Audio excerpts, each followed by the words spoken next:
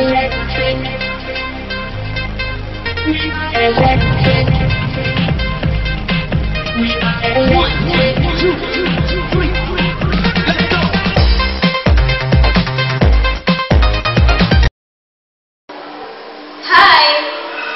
Physical change is a change by which the identifying properties or intensity properties of the substance involved does not change.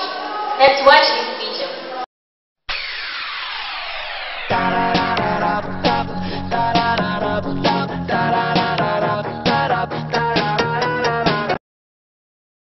I'm Angeline G. Andrea. Now, you're going to watch the physical change by crumpling the paper. In this change, the substance involved gets back in its original form.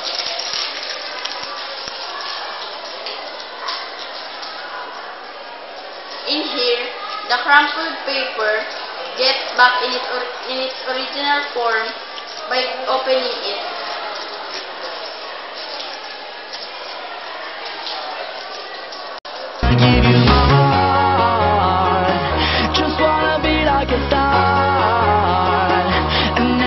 That you wonder, baby, I can touch.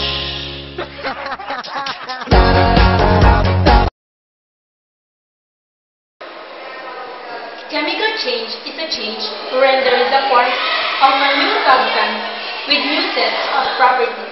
Let's watch this video.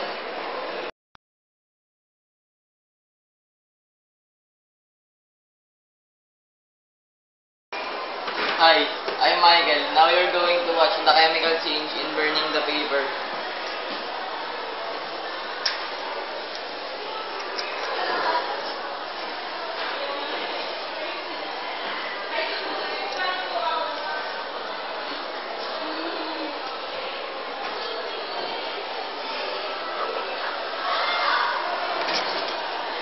In this change, a new set of property forms.